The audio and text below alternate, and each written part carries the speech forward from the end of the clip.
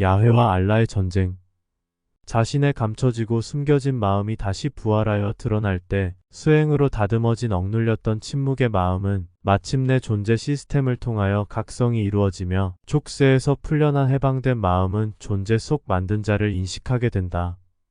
진화론이란 일부 작은 디테일한 상황에서만 일어나는 현상이며 큰 그림에서의 종의 기원은 창조론일 수밖에 없다는 결정론적 창조 시각에서 시작된다. 만든 자와 만들어진 자의 운명적 역할.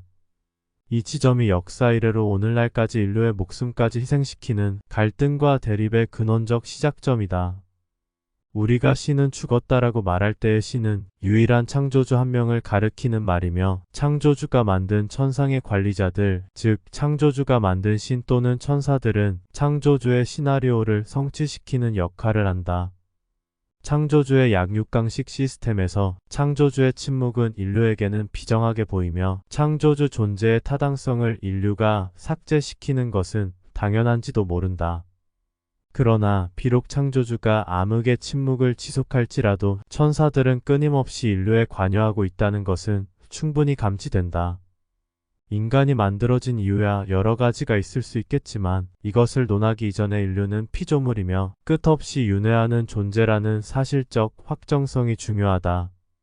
이런 시각으로 보면 야훼 유대교와 알라의 이슬람교는 잘 짜여진 시나리오 속 대립으로 볼 수 있다.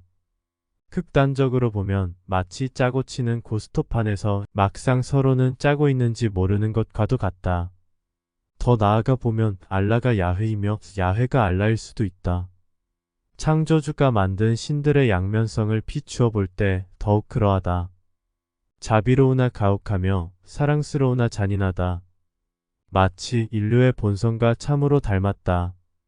인류 간의 대립은 대규모 개미 집단의 싸움을 구경하는 것 이상으로 흥미롭다. 지능과 물리적 힘을 갖춘 집단 간의 싸움, 이보다 신나고 흥분되는 것은 없을 것이다.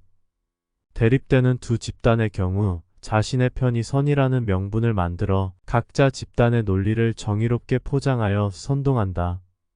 인간은 집단의 선동에 잘 동조되며 집단의 목적이 되어버린 정의감을 향해 나아간다. 결국 이것은 파괴와 폐허와 죽음을 대가로 하지만 인류의 본능이기에 억제되기란 쉽지 않다. 물론 알라와 야훼가 하나가 아닌 실제하는 두 개의 존재일 수는 있다. 그러나 그런 동일한 존재이냐 아니냐는 것보다 중요한 것이 존재란 대립을 통하여 창조와 파괴를 이룬다는 것이다. 그래서 예로부터 존재한다고 하는 모든 것들에 대하여 생주이멸이요 성주개공이라 한지도 모른다. 얕은 성경에서의 야훼와 꾸란의 알라가 비록 성향이 다를지라도 자신들이 선호하는 집단을 이용하여 종교라는 가면을 쓰고 대립하게 만든다는 것은 틀림없어 보인다. 설령 알라와 야훼가 동일 인물이 아니더라도 마치 자웅동체와 같이 한 몸임에 틀림없어 보인다.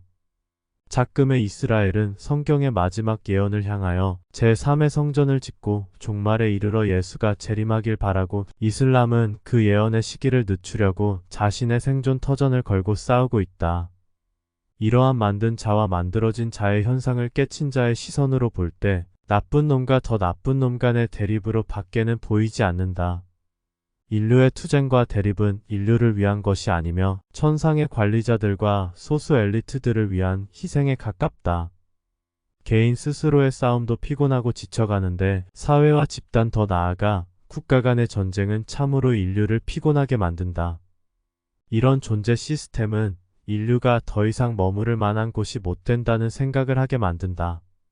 나만 나쁜 것이 아니고 상대가 더 나쁘고 집단이 더 나쁘며 사회가 나쁘고 상위 부류가 더 나쁘고 천상의 관리자는 더욱 그러하다. 이러한 시스템에서 자신만이 무아가 된다는 착각은 윤회를 못 끊게 하는 함정과도 같음을 알아야 한다. 이번 전쟁을 통하여 이스라엘 국민과 팔레스타인 국민들에게 정해진 시나리오를 벗어날 수는 없겠지만 가급적 희생이 최소화되길 바랄 뿐이다. 설령 주변에 그 누군가가 희생되더라도 너무 슬퍼할 일은 아니며 다음에 더 나은 곳에 다시 태어나기 때문이다. 6천년 동안 이어져온 대립과 전쟁, 오늘날까지도 변한 것은 아무것도 없다. 이것이 존재의 실상이다.